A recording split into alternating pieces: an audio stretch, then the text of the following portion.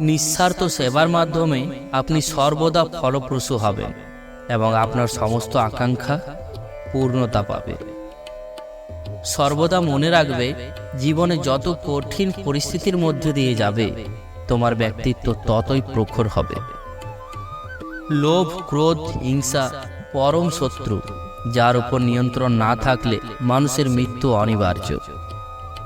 সঠিক উদ্দেশ্য নিয়ে সঠিক কাজ সম্পূর্ণ করাই হলো আমাদের জীবনের পরম সাফল্য। জীবনে ভয়ের উপর নিয়ন্ত্রণ রাখা আবশ্যক, কারণ ভয় হলো এমন এক অনুভূতি যা মানুষকে জীবনের প্রতিটি প্রয়াসে বাধা সৃষ্টি করে।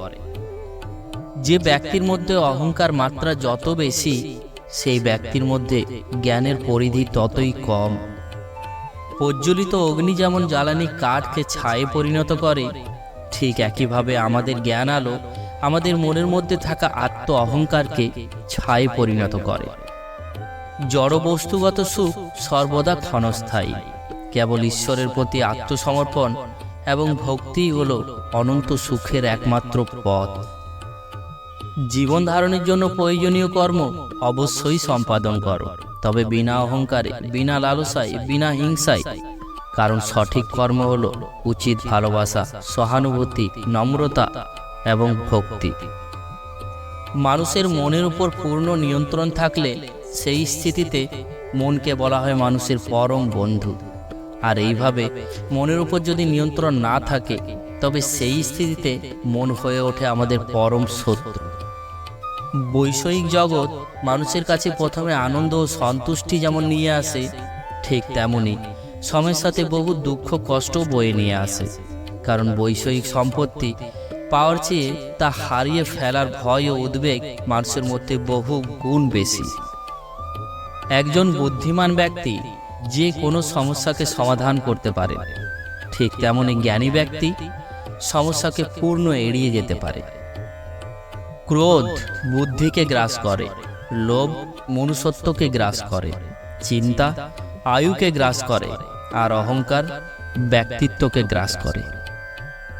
সঠিক সময় সঠিক শব্দচয়ন যেমন অচেনা মানুষকে পরম আত্মীয়তার সম্পর্কে আবদ্ধ করতে পারে, ঠিক তেমনি ভুল শব্দচয়ন মানুষের পরম আত্মীয়কে শত্রুতে পরিণত করতে পারে। যে ব্যক্তি তার সমস্ত জীবনশ্রী কৃষ্ণের চরণে উৎসর্গ করে, তিনি সমস্ত কর্মবন্ধন থেকে মুক্ত। বিবেক ও বুদ্ধি হল মানুষের পরম সম্পদ, যা সঠিক সময় জীবনে সঠিক দিশা বেছে নিতে সাহায্য করে। জীবনে অমরত্ব পেতে সম্মান অর্জন করতে শেখো, কারণ জীবন ক্ষণস্থায়ী, কিন্তু ব্যক্তির অর্জিত সম্মান চিরস্থায়ী।